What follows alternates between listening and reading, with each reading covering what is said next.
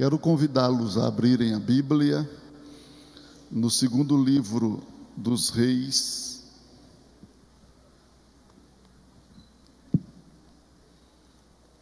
capítulo de número 6.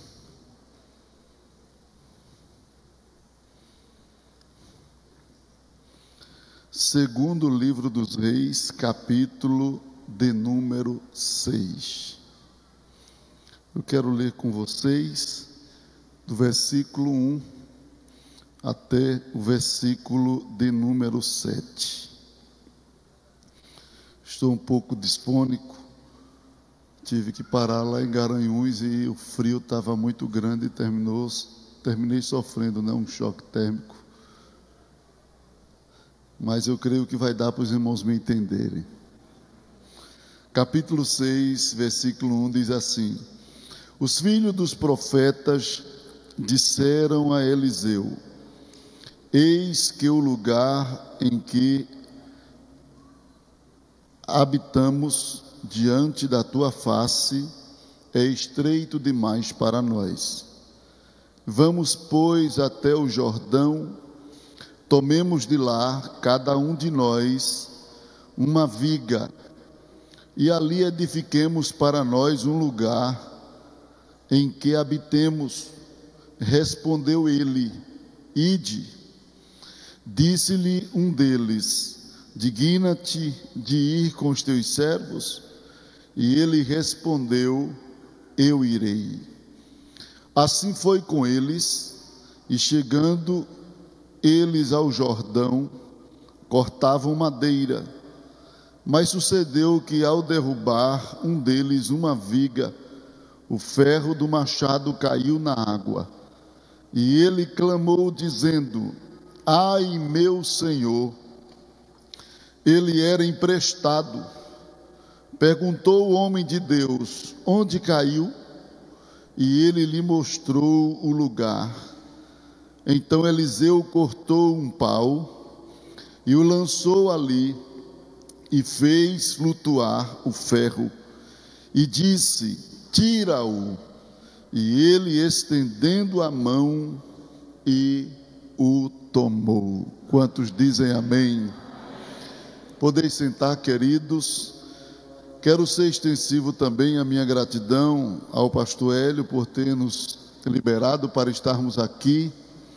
Ele que é o meu pastor lá na DCeara, e pediu também para estar transmitindo ao pastor Brandão sua saudação, enviou um abraço ao pastor e a toda a igreja aqui presente. Amém?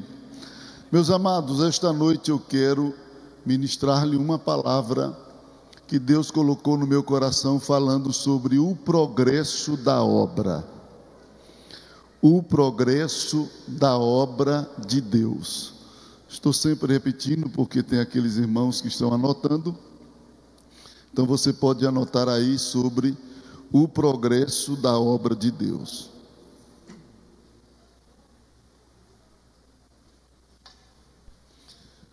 É verdade que Deus, Ele é multiforme nos seus métodos de comunicação com o homem. Essa multiformidade da comunicação de Deus é perceptível à luz da história revelada na Bíblia. Todos nós sabemos de que Deus, a priori, se comunicava com o homem de forma oral e direta no jardim do Éden, falando com Adão. A cada viração do dia, Deus o visitava no jardim e falava-o de forma bem aberta, bem clara e direta. Só que após a queda, à medida que o homem foi se distanciando de Deus, no desejo e na tentativa de que o homem não ficasse tão distante ao ponto de não lhe ouvir mais, Deus foi se utilizando de métodos, criando métodos de comunicação, para que o homem não se distanciasse tanto que perdesse este contato com o seu Criador. Então, na 7ª geração, Deus cria o método profético, que chamamos de ministério profético. Através de Enoque, Deus começa a falar com o homem, se comunicar com o homem, através de profecias, de pronunciamentos proféticos. E é isso que a Bíblia nos revela. Nos dias de Enoque, Deus inaugurou possivelmente o que chamamos de ministério profético, através de homens consagrados por ele. Deus não parou de usar este método de comunicação, começando em Gênesis capítulo 5, versículo 22, ratificado isso em Judas capítulo único, versículo 14. O Senhor agora começa a desenvolver esse método de comunicação, selecionando pessoas, escolhendo pessoas, fazendo deles porta-vozes do seu propósito, da sua vontade para a humanidade. O ministério de Enoque influenciou de fato seu neto Lameque, que depois gerou um único filho chamado de Noé. E quando Lameque gera Noé, ele prediz que o mesmo seria instrumento de consolação para a humanidade.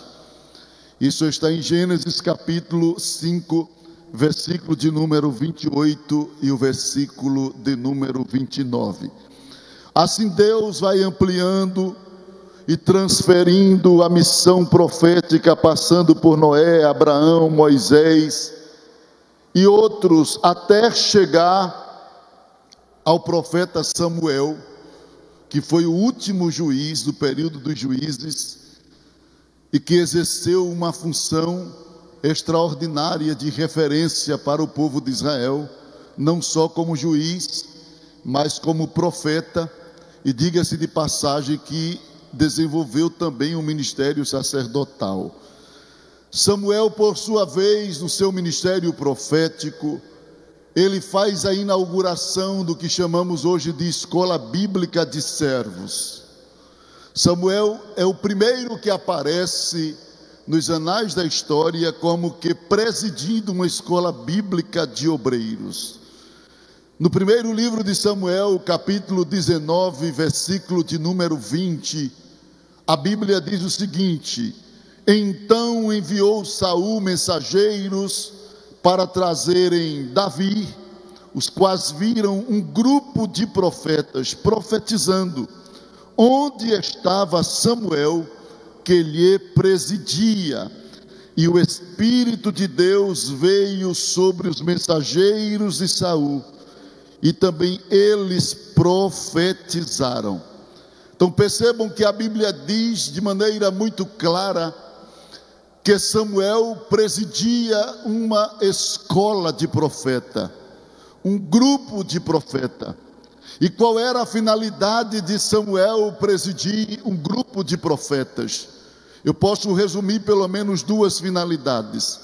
Primeiro, treinar os jovens profetas de como se posturar diante da nação, de evitar envolvimento com coisas que bloqueassem o seu ministério, mas em segundo lugar também para diferi-los ou diferenciá-los dos falsos profetas que já existiam na sua época.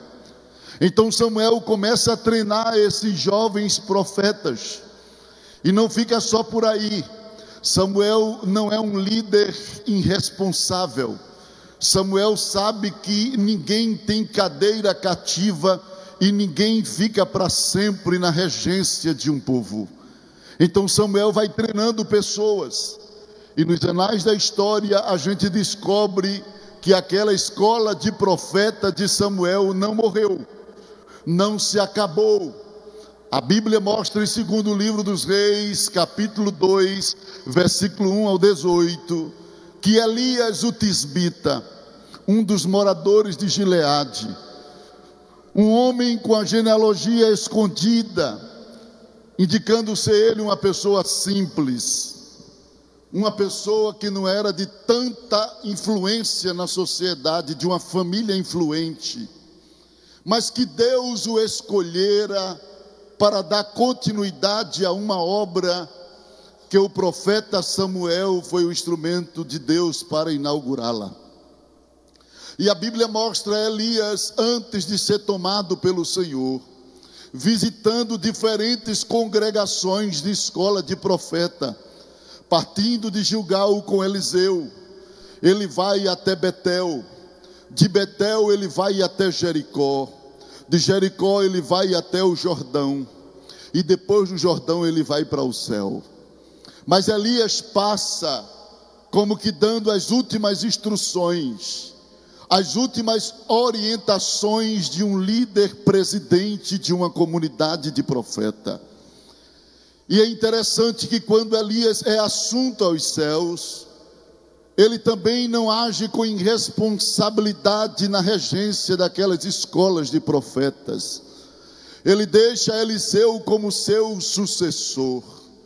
Elias sobe aos céus em um redemoinho, mas Eliseu fica como seu sucessor, regendo, gerindo, gerenciando as escolas dos profetas. E Eliseu que recebe de Elias um sinal visível que foi a capa, como sinal de que ele era de fato o sucessor de Elias. Ele bate no Jordão, nas águas do Jordão. E o interessante é que Eliseu não chama por Elias, porque Eliseu entendeu que o fim do ministério de Elias já havia se dado, já havia acontecido, e ele não estava mais precisando de Elias. É claro que todos nós precisamos de um Elias na nossa caminhada. Ninguém consegue ser um Eliseu sem um Elias na sua vida. Ninguém consegue ser alguém sem um outro alguém. Ele precisou de Elias, ele serviu a Elias, ele lavou as mãos de Elias, ele esteve com Elias, ele aprendeu com Elias, ele caminhou com Elias. Mas quando Deus falou que iria tomar Elias, Eliseu não questionou, não retrucou. Eliseu simplesmente aceitou que Elias na sua vida não é para sempre, é apenas um tempo. Todos nós temos um Elias, mas Elias não é para sempre. Elias é apenas um tempo. É por isso que quando ele chega no Jordão, ele não diz cadê Elias, porque Elias é um tempo, mas ele diz cadê o Deus de Elias. Elias pode passar, mas Deus tem que continuar.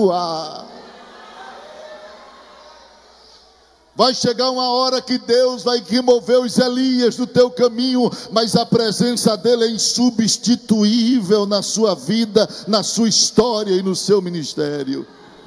É tanto que quando o Jordão se abriu, tinha lá um grupo grande de profetas. E quando viram que Eliseu estava revestido com aquela unção de Elias, eles se inclinaram e reconheceram que Deus havia constituído Eliseu no lugar de Elias. E queridos, a obra na mão de Eliseu progrediu. A obra durante a gerência de Eliseu cresceu, ampliou-se. Foi tão grande o avivamento nos dias de Eliseu. Tudo foi maior do que o ministério de Elias, porque este foi o desejo de Eliseu manifestado a Elias antes dele ser tomado. Ele disse a Elias: eu quero porção dobrada do teu espírito. E como confirmação, Deus dá um sinal visível à capa de Elias. E o ministério de Eliseu foi marcado por porção dobrada. É dito de que durante o ministério de Elias, 7 milagres foram registrados. Não significa que só ocorreram esses 7 milagres. Podem ter ocorrido outros milagres, mas em questão de registro, o Espírito Santo deixou 7 milagres registrados. Mas no ministério de Eliseu, 14 milagres foram registrados.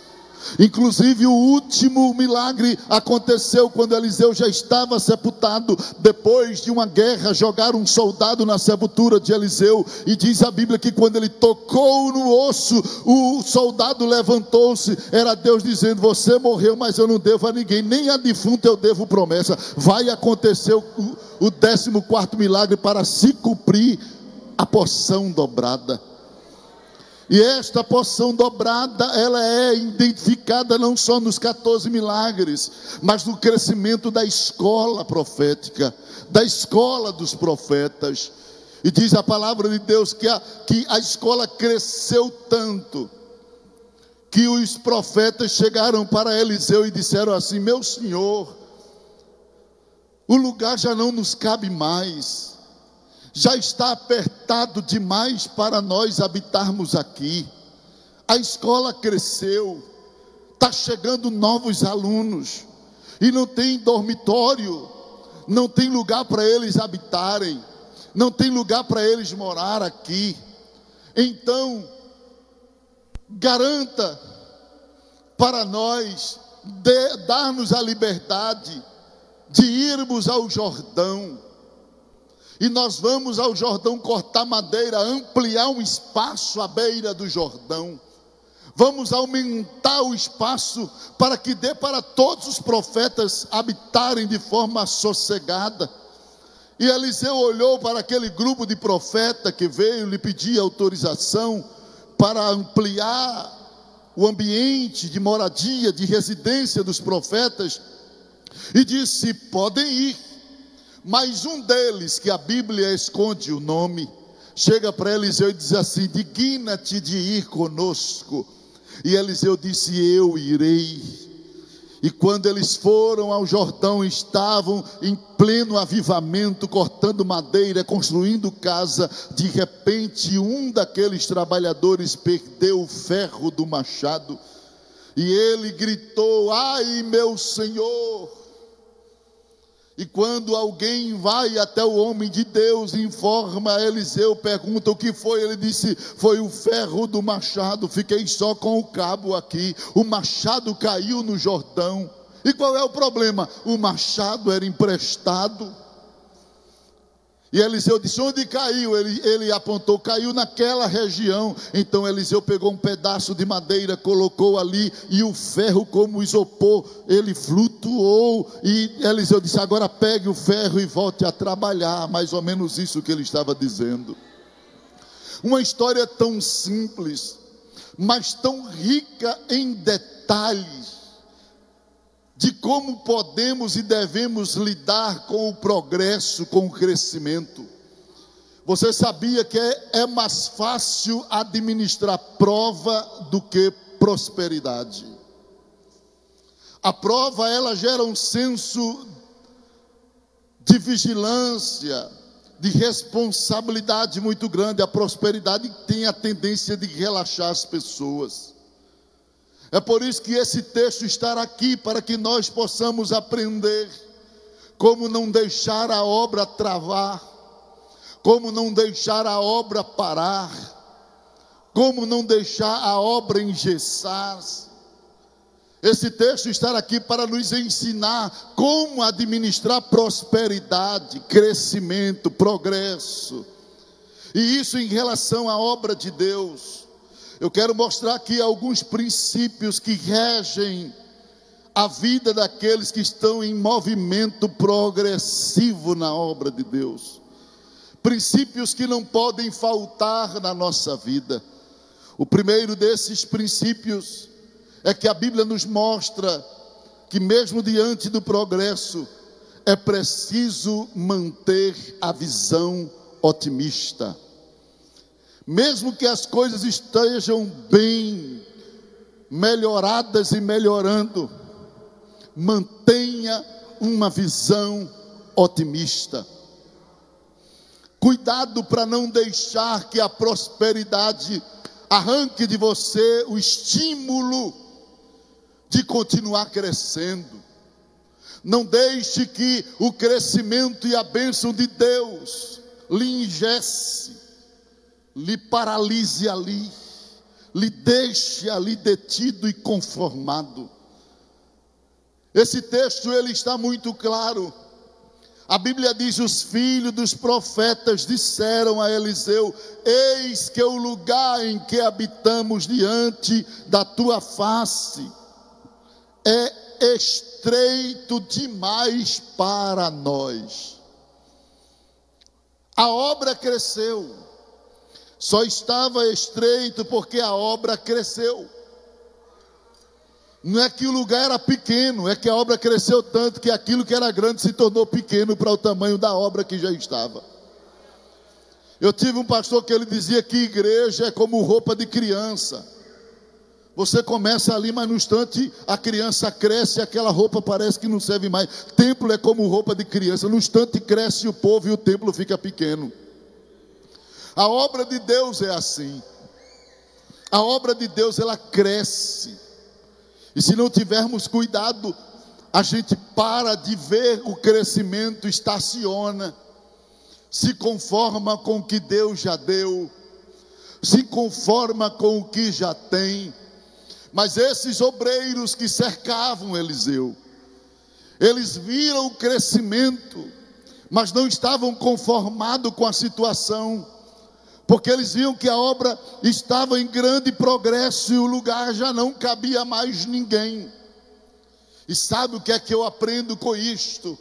Eu aprendo que mesmo diante da prosperidade, das bênçãos de Deus, eles mantinham uma visão otimista. É certo, meu Senhor, que a obra cresceu, estamos aqui superlotados neste templo, mas, meu Senhor, vamos ampliar. Mas para que ampliar? É porque vai chegar mais gente. E se chegar mais gente, não vai ter mais lugar. Visão otimista em meio ao progresso. E sabe o que é lindo nisso aqui? É as verdades que estão por trás do otimismo desses homens. Princípios extraordinários. Primeiro é que a visão otimista, anotem aí, a visão otimista liberta-nos de qualquer sentimento vaidoso e exclusivista. A primeira lição que identifica o otimismo no ministério de Eliseu não está só nos homens que trouxeram a mensagem, está também no próprio Eliseu, que era o líder. A revelação da necessidade da ampliação não foi dada a Eliseu, foi dada aos seus subordinados. Não foi Eliseu que disse: meus companheiros, meus amigos, vamos ampliar. Não. Eliseu estava satisfeito, mas os obreiros chegaram e disseram: meu senhor, eu estou vendo que isso aqui precisa ser ampliado. Isso significa que Deus não é patrimônio de nenhum líder. Nenhum líder é dono de Deus. E se o líder não é dono de Deus, Deus não está preso a revelar as coisas da obra. Só aquele líder. Deus pode revelar a qualquer crente na sua igreja. Qualquer crente pode ter uma visão de ampliação e de crescimento. Deus não está preso a falar só com o líder quando se trata de crescimento de obra. Qualquer líder que toma para si esse direito, ele está quebrando o princípio de Deus ter liberdade de tratar na sua obra como Ele quer. Deus não é patrimônio de líder. Líder é patrimônio de Deus. Não é Deus que está na mão do líder. São as estrelas de Apocalipse, os anjos da igreja que está na mão de Jesus. É Ele que diz: está tudo na minha mão. Não é Ele que está na mão da liderança, é a liderança que está na mão de Deus. Eu sei que para o Brasil e a visão tradicional de muitas igrejas, isso é uma afronta, mas isso aqui é revelação de Deus. Não foi a Eliseu que Deus deu a visão de ampliar. Foi aos obreiros auxiliares, foi aos filhos dos profetas. Agora eu quero dizer uma coisa importante aqui para vocês. Não é porque Deus dá a revelação aos obreiros, aos subordinados, aos auxiliares, que eles têm independência, não. Deus pode dar revelação a você, mas Deus não faz nada sem passar pelo líder que Ele constituiu. Deus pode mostrar a você a necessidade de alguma coisa na obra, mas você não é independente para fazer as coisas sem consultar o pastor que Ele colocou na sua frente. Eita, lá não dá nem para pular com essa segunda parte, né? mas é a verdade. Deus não está preso a nenhum líder para revelar, mas Deus não manda fazer nada sem passar pelo líder. Você vê que a necessidade de Israel se refugiar no Egito não foi dada a revelação a Jacó, foi dada a José. Não foi dada ao pai, foi dada ao filho. Foi José que teve o sonho, com os molhos, encurvando-se diante do molho dele, do feixe dele. Foi José que teve o sonho da lua, a estrela, as estrelas inclinarem-se diante dele, e Jacó interpretou, quer dizer que eu e tua mãe, teus irmãos vai vir se encurvar diante de ti. Deus não revelou a Jacó, revelou a quem? Revelou a quem? Mas Deus não fez nada na vida de José sem José passar por Jacó. Deus pode revelar a José, mas você vai ter que trazer a revelação para Jacó. Deus pode revelar a você, mas você vai ter que trazer a revelação para Eliseu. Deus pode mostrar algo a você, mas você não tem independência por causa de uma revelação que Deus lhe deu. A revelação que Deus te dá não te dá direito de independência na obra para você fazer. Deus me mostrou isso, agora... Não, querido, Deus pode ter te mostrado, mas tu tem um Eliseu que tu tem que conversar com ele. Deus pode ter te revelado, mas você vai ter que buscar autorização. Quem diz amém... Está só começando, viu?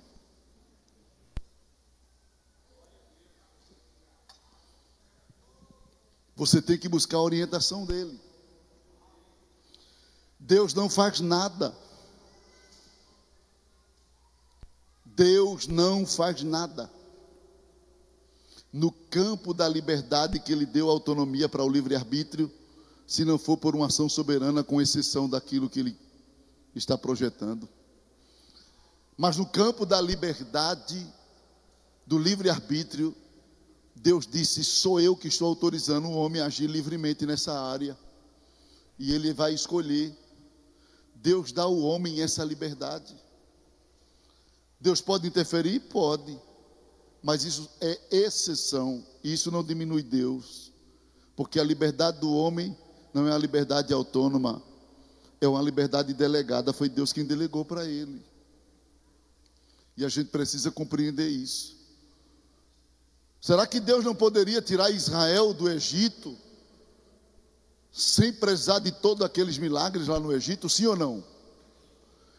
Ele não poderia dizer, Moisés, olha, eu estou te escolhendo, tu vai lá onde está o meu povo no Egito, pula o muro com o povo e vem para o deserto. Mas não, ele disse, olha Moisés, tu é escolhido, mas tu fala com o faraó para poder sair de lá? Eu estou te dando a revelação do que eu quero fazer com o povo, mas lá tem um líder chamado Faraó. Tu tem a revelação do que eu quero, mas fala com Faraó. Pede autorização a ele. E enquanto Faraó não liberou, Moisés não saiu. Agora, depois que Faraó liberou, que Moisés saiu, aí o governo do povo saiu da mão de Faraó e ficou na mão de Moisés. Fora dos muros do Egito, já não era mais Faraó que mandava. Por isso que quando Faraó sai de dentro do Egito para oprimir o povo fora, ele diz, epa, aqui mas não, aqui já não é mais você, aqui Moisés não pede, aqui quem manda é Moisés. Lá dentro quem pede é Moisés, porque você é autoridade lá, mas aqui fora, aqui, quem manda é Moisés, o povo está na mão de Moisés. Toca nas águas, Moisés. Moisés toca, o mar se abre, Israel passa, Faraó quer vir e morre. Porque já não era a jurisdição dele. Deus não faz nada. E não é uma questão de poder, é uma questão de decisão dele. Deus pode fazer tudo, mas ele não faz nada sem respeitar as autoridades que ele constituiu. Deus não faz nada. Enquanto você estiver debaixo de uma autoridade, respeite, honra, obedeça. Se sair para outro lugar, então você fique debaixo da autoridade daquele outro lugar. Respeite, honre e obedeça. Porque agora você está em outro lugar. É assim os princípios de Deus. E nós aprendemos com isso. nem tudo que Deus vai fazer, Ele revela com exclusividade a um líder. A necessidade de Israel refugiar-se no Egito foi revelada a José. Porém, tudo que Deus for fazer, necessariamente Ele só faz depois que passa pelo líder que Ele constituiu. E lembrando de que Deus não se move no campo que Ele deu autonomia ao livre-arbítrio humano, que não seja por uma exceção. Dentro desse princípio de otimismo, a visão otimista, além de libertar de qualquer sentimento vaidoso e exclusivista, a visão otimista liberta-nos do conformismo e acomodismo. Quem não consegue largar algo que Deus está exigindo, jamais tomará posse de algo que Deus quer lhe dar. Deus estava dizendo para Eliseu: larga essa terra, vai para o Jordão. E a gente só conquista Jordão quando abre mão do lugar estreito. Às vezes, para Deus nos fazer crescer mais ainda, é preciso que Ele nos tire de lugar que ficou estreito para nós. Ah, mas eu nasci aqui, eu cresci aqui, aqui foi tão bom, mas já está estreito. E se está estreito, Deus quer que muitas das vezes você saia dali, para que Ele amplie na sua vida o que Ele tem de fazer. E deixa eu dizer a vocês, às vezes é necessário que a gente mude de lugar, mas nunca mude de propósito.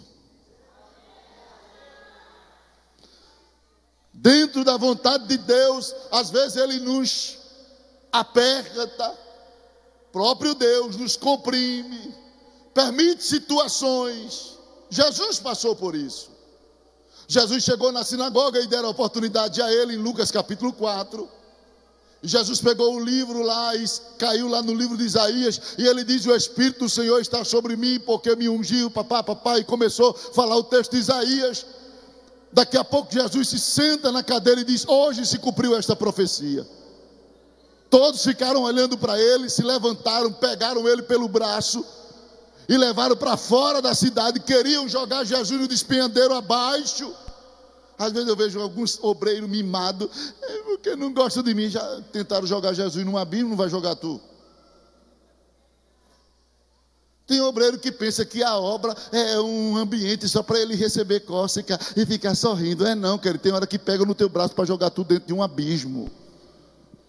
Mas quando pegaram Jesus para jogar ele no abismo, no despenhadeiro, sabe o que a Bíblia diz? Jesus escapou das mãos dele. Não foi um anjo que desceu, não. Tem hora que é você que tem que se escapar. Sai para lá, sai para lá. Não é anjo que vai descer, não. Porque tem gente que está toda amarrada. Deus vai mandar um anjo para me livrar. E Deus não deu inteligência para você escapar, não, foi? Você tem que ter sabedoria e saber a hora que vem anjo e a hora que é você que tem que escapar. Jesus escapou das mãos dele, e diz a Bíblia que Jesus foi para outro lugar e começou a pregar. Sabe o que é que Jesus está dizendo? É que tem hora que a gente tem que mudar de lugar, mas nunca mudar de propósito. Se não me deixa pregar aqui, eu vou para lá, mas eu continuo pregando, porque a minha mensagem, a minha missão é pregar, pregar, pregar, pregar, pregar.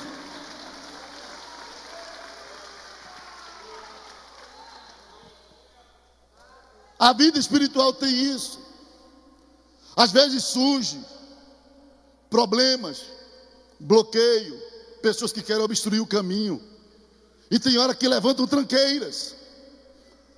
Tem hora que criam um obstáculo que a gente fica sem saída.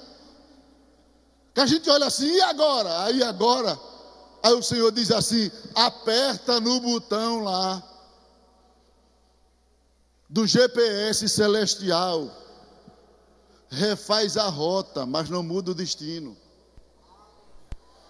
Tem hora que na caminhada a gente vai ter que refazer a rota. Alguém está dizendo: aqui você não passa. Aí Deus diz: mas aqui tem um caminho, vem por aqui.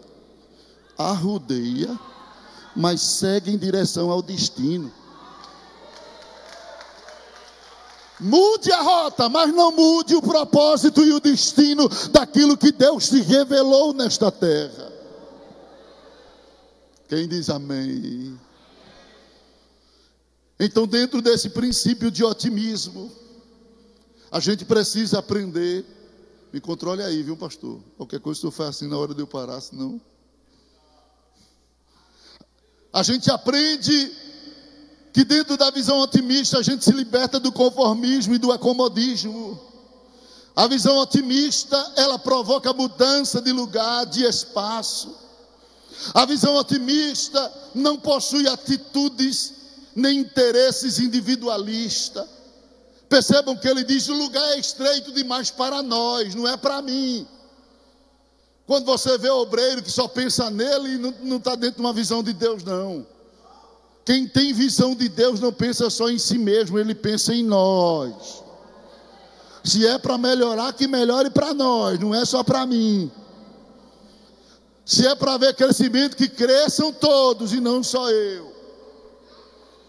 Você não tem que ser igual um pé de eucalipto, que cresce e mata os outros que estão nascendo pertinho, não. Você tem que crescer, ó, dar fruto e a semente produzir outras árvores do seu lado. Mas tem gente que é igual o eucalipto, parece que tem veneno. Só ele cresce e os outros morrem do lado dele, tudinho. Não, querido. Eles disseram: o lugar é estreito demais para nós. Ô, meu pastor Eliseu, está estreito demais para nós. Não é para mim. Isso mostra que o otimista, ele não é individualista. Deus não me abençoa para eu ser abençoado. Deus me abençoa para eu ser uma bênção. Deus vai te abençoar e tu serás abençoado. Epa, não come essa profecia não. Deus vai te abençoar e tu vai ser uma bênção. Não é Deus te abençoar e tu reter a bênção só para você, não. Existem coisas que Deus dá só para você. Quer saber o que é? Prova.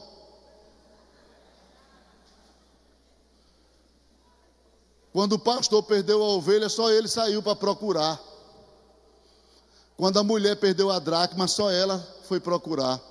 Mas quando ele achou a ovelha e a mulher achou a dracma, ele não festejou sozinho, não. Eita, achei-me não. Ele disse: chama os amigos, chama as amigas, porque prova é só, mas bênção é para ser compartilhada.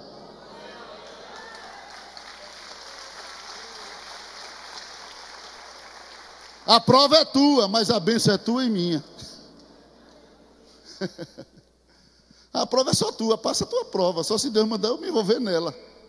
Mas se Deus não mandou, não venha querer me envolver na tua prova não. Porque os servos de Jó foi tentar se envolver na prova de Jó e disse: só eu fiquei porque corri. Quem tentou defender morreu ao fio da espada. Não tente defender as pessoas na prova dele sem Deus te mandar não, senão tu morre ao fio da espada. Só entre numa prova dos outros se Deus mandar, que nem Elias. Vai na casa da viúva de Sarepta. Aí Deus mandou. Quando chegou lá, a mulher estava fazendo um bolo para comer e morrer. Ele disse: vai primeiro para mim. Ela disse: eu estou fazendo já para mim, para o meu filho, para a gente comer e morrer aqui. Ele disse: não, mas faz primeiro para mim, porque assim diz o Senhor: não vai se acabar o azeite da botija enquanto Ele não mandar água. Não, se Deus mandar você se envolver numa prova, Ele vai te dar o recurso. Porque eu aprendi que para onde Deus aponta, Ele paga a conta. Eu aprendi que para onde Deus dá direção, Ele dá provisão. Se Ele te mandou para lá, pode ficar certo que Ele vai dar provisão. Para onde Ele aponta, Ele paga a conta, pode ficar certo. Se Deus apontou para ali, vá, porque Ele vai te abençoar ali. Agora não se envolva na prova de ninguém sem que Deus lhe dê direção. Porque senão você vai entrar dentro de um caixão. Viu, irmãos? Não entre nisso não. Hajamos na direção de Deus. E não sejamos individualistas. Porque a visão otimista, ela não é individualista, ela pensa no todo. A visão otimista não nos torna autônomos, independentes, nem clandestinos. Eu estou com a visão de obra que é fazer as coisas sem consultar, sem autorização, sem nada. Não, irmão. Você mesmo vai auto se consagrar. Eu me consagro missionário, que agora virou moda ser missionário no Brasil, né? Virou moda ser missionário no Brasil. Todo mundo agora é missionário. Antigamente existia na igreja congregados e membros. Agora é pastor e missionário. Todo mundo agora é missionário. Que não vai para canto nenhum. Nem evangeliza nem seu bairro. Quando o pastor faz uma campanha, ele não vem evangelizar aqui. Mas quer ter a carteirinha de missionário. Você tem que entender que credencial não é dom. Credencial, quem dá é homens, dom quem dá é Cristo.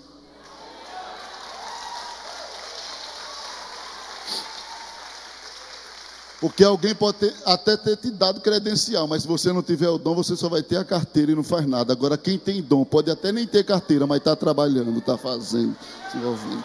É obra, é trabalho, é coisa. Eita lá, estou muito forte, pastor. Não dá para continuar? Posso continuar? Eu trouxe uma escolta aí comigo aí para me livrar.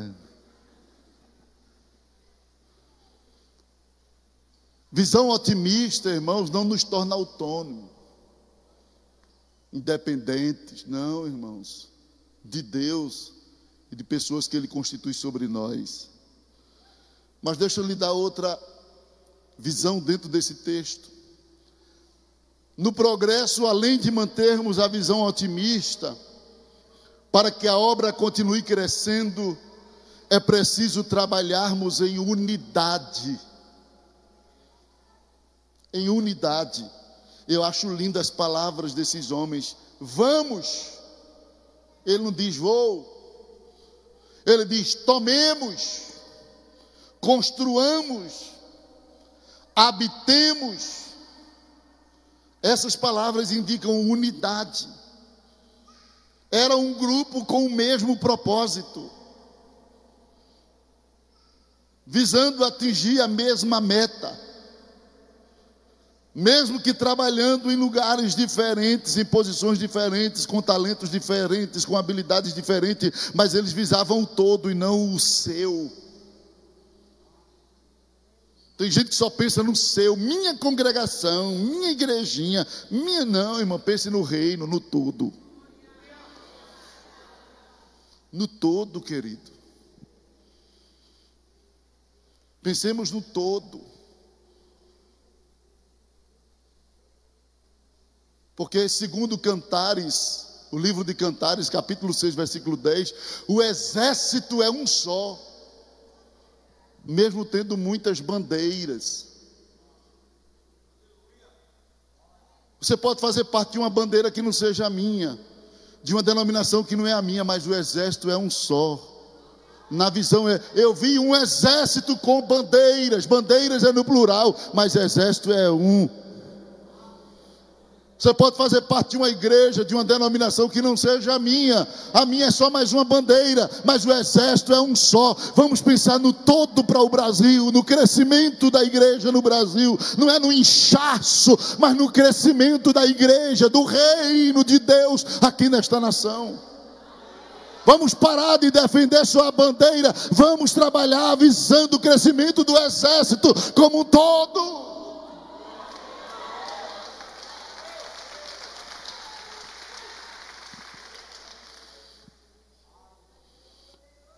É preciso trabalhar em unidade, irmãos. Versículo 2 e o 4 mostra-nos claramente nessas palavras a unidade. Aonde não há unidade, os projetos falham. Jesus falou isso em Mateus 12, 25 e o versículo 30 também.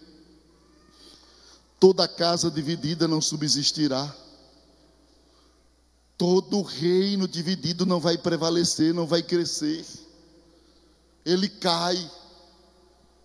Então tem que haver unidade. Unidade de propósito no reino de Deus.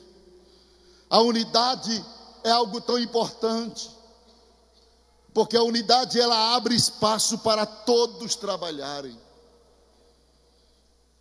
A unidade abre vaga para todo mundo trabalhar na obra.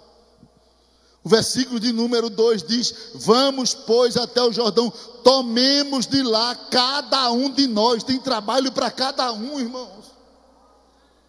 Não tem que ninguém brigar pelo campo de ninguém, pela área de ninguém, pelo lugar de ninguém. Não tem que vice brigar pelo lugar de presidente. Não tem que secretário brigar pelo lugar do segundo dirigente. Não, irmãos, não precisa de brigar por lugar de ninguém. Você pode abençoar esse reino no lugar que Deus te colocou. Tem espaço para todo mundo trabalhar. Não podemos viver como concorrentes na igreja, porque Deus não nos fez concorrentes, Deus nos fez aliados um do outro. É para um levar a carga do outro, é para um ajudar o outro, é para um apoiar o outro. Se houver unidade e essa interatividade, não tem quem pare o reino, não tem quem pare a obra, não tem quem pare este trabalho.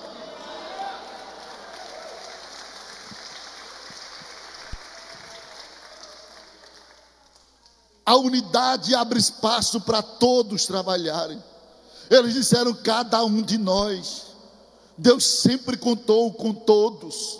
Em Êxodo 36, versículo 4 ao 7, Deus conta com todos para contribuir na obra do tabernáculo.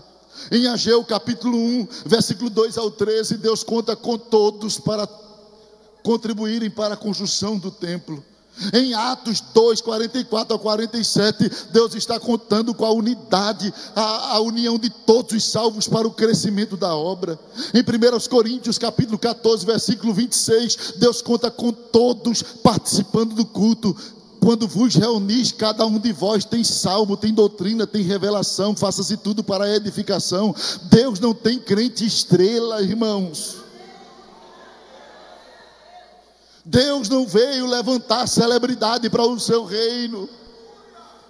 E se tiver alguma estrela aqui, fique sabendo que a estrela só brilha aonde o sol não está. Mas quando o sol aparece, as estrelas se apagam. Enquanto Jesus está presente, não tem estrela, é só Jesus. Quando você vê alguém brilhando demais, é porque Jesus já se afastou dele, querido. É Jesus que tem que aparecer na sua vida. Aleluia. É Jesus que tem que aparecer no teu ministério. É Jesus que tem que aparecer na tua casa, na tua história. Não te preocupas não com essa avalanche, esse modismo, que agora o obreiro é aferido pela quantidade de seguidores. Deus não te chamou para correr atrás de seguidores. Deus te chamou para construir discípulo. Seguidor desaparece, discípulo fica. Seguidor muda de casaca, ele trabalha de acordo com a temperatura, com o ambiente. Quando Jesus vai entrando no jumentinho, é hosana. Quando Jesus passa com a cruz, é crucifica. Isso é seguidor, mas discípulo não. Discípulo está com ele quando ele está montado no jumento, quando ele carrega a cruz, quando ele está presente, quando ele não está. Seguidor, ele está com você enquanto você está ali. Quando você sai, ele corre atrás de você. Não tem obreiro que é assim. Quando ele está no lugar, é cheio. Quando ele vai embora, o povo vai com ele. Sabe por quê? Porque ele tem seguidor. Mas quem tem discípulo é diferente. Jesus sobe, mas os discípulos ficam. Quem tem discípulo não corre atrás dele, fica cumprindo propósito e missão. Seguidor some, mas discípulo permanece mesmo quando o líder passa.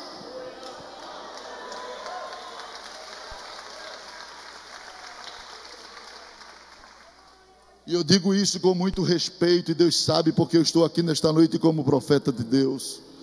Se você é só seguidor do pastor Josué, quando chegar o tempo de Deus guardá-lo, você some dessa igreja. Mas se você é discípulo, mesmo quando chegar o tempo dele passar, você vai continuar a obra. Porque esta obra, irmãos, é para quem é discípulo, para quem aprende. Seguidor não aprende.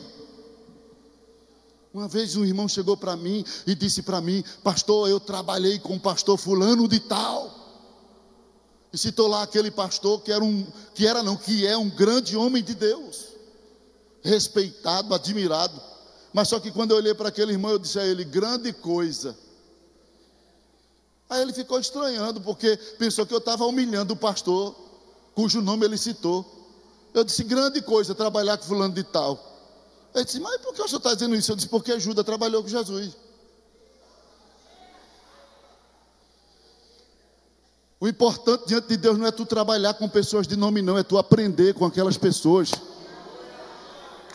Porque trabalhar é uma coisa, ser discípulo é outra. Você precisa aprender com quem Deus colocou na frente. Não é só trabalhar não, querido. Eita lá, esse pregador de Pernambuco veio cuspindo fogo. Cuspindo não, eu vim banhado de fogo, irmão.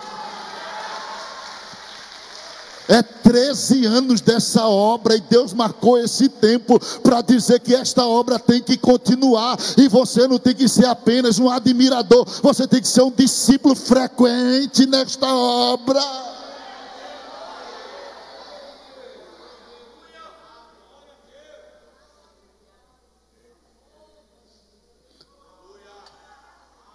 Pastor, olha aí. A unidade estabelece metas. Ela liga-nos a um só propósito. Todos trabalharam. Mas qual era o propósito? Ampliar a escola dos profetas. Todos estavam trabalhando, mas a meta era uma só: vamos ampliar a escola dos profetas. Você pode trabalhar perto ou longe do líder, mas o propósito tem que ser o mesmo. Não é a distância que lhe dá o propósito, não. Não, é a unidade. Se eu estou perto, então eu vou ficar parecendo com o líder. Se eu estou longe, eu mudo minha aparência. Eu não concordo com muita coisa que ele manda, porque eu sou lá do final. Querido, não importa se você está pertinho ou se está longe, o propósito é o mesmo. Trabalhe visando o crescimento da escola dos profetas. Porque Deus estabeleceu isso. Cada um no seu lugar, não passando no lugar do outro. Há um texto predileto lá na primeira epístola do apóstolo Pedro, capítulo 4, versículo 10. Sejamos bons administradores dos diferentes dons que receberam de Deus. Sejam, ele disse, que cada um, responsabilidade individual, cada um use o seu próprio dom. Não é o seu próprio cargo, é o seu próprio dom. Porque você não tem que se preocupar com cargo, não. Tem gente que está tão correndo atrás de cargo que esquece o dom. O cargo é só para confirmar o dom, querido. O sacerdote e o levita tinham cargo, mas o samaritano ficou no chão. Mas o homem assaltado, ficou no chão. O samaritano não tinha cargo no templo, mas ele ajudou. Porque não é o cargo que determina você fazer a obra, não. É o amor, é o dom que está lá dentro se movendo, irmão.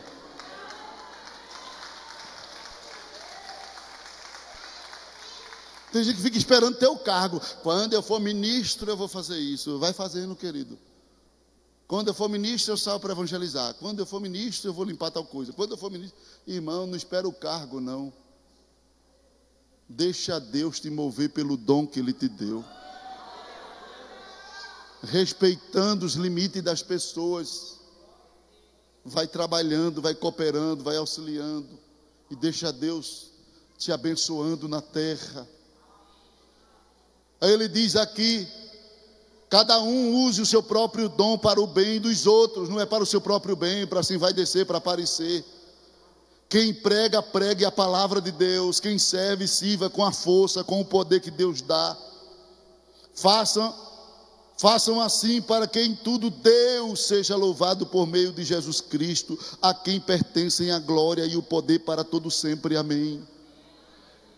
É essas diretrizes para quem trabalha no reino de Deus. Última lição: é preciso trabalhar com prazer. Para a obra continuar crescendo, é preciso manter a visão otimista, é preciso trabalhar em unidade. Em último lugar, é preciso trabalhar com prazer. Amém? É preciso trabalhar com prazer. Só a reflexão aqui para a gente encerrar. Quem trabalha com prazer não se exclui quando lhe falta recurso. O rapaz não tinha ferramenta, mas ele disse: eu pego emprestado, mas eu vou. Quer dizer, eu não tenho, né? Eu não posso, pega emprestado, querido. Se tu está aí no movimento de Deus, nessa igreja, faz alguma coisa para se envolver. Fica só olhando as pessoas trabalhar, não. Eu não tenho, mas se você tem prazer, você faz qualquer coisa para se envolver, para não ficar de fora. Ele não tinha, mas pegou emprestado e foi ajudar. Quem tem prazer não tem medo de trabalhar em área de risco. mesmo com a ferramenta emprestada, colocaram ele perto de uma rebanceira do Jordão. Ele não ficou, eu não vou para aqui não, porque aqui é perigoso. Quem tem prazer não tem preferência de lugar não, irmão. Eu só trabalho se for ali. Não, quem tem prazer, ele vai para a área de risco, para a área que não tem risco. O importante é estar envolvido na obra. O importante é estar ali trabalhando, querido. E ele foi. Quem tem prazer não se esconde, nem se silencia quando as coisas se complicam no seu ministério. Quando ele bateu que o machado voou, ele não ficou lá escondido, não. Ele gritou: meu Senhor! Tem gente que quando sofre problema no trabalho, alguma dificuldade surge na sua vida, ele fica calado. Às vezes até comete pecados, erros, aí fica calado, achando que o silêncio vai resolver. O silêncio vai te travar, o silêncio vai fazer você perder tempo, o silêncio vai te engessar. Grita, rapaz. Grita para o homem de Deus. Aquele homem, quando perdeu a ferramenta, gritou: homem de Deus, vem cá. Porque diante de problema você não se cala, você pede ajuda. Peça ajuda. Mas deixa eu te dizer uma coisa: quem trabalha com prazer, Deus jamais vai excluí-lo. Deus jamais vai excluí-lo por conta de problemas que surgem, de perdas na sua vida. Se você clamou, gritou, Deus vai te socorrer. Deus não vai deixar você terminar sua história só com o cabo do machado. Deus viu o esforço que você fez para começar. Deus viu a dedicação de você no início do trabalho. E às vezes alguém quer que você termine sem nada, mas Deus está te dizendo nesta noite: você não vai terminar o seu ministério frustrado. Você não vai terminar a sua história com vergonha. Você não vai terminar na lama.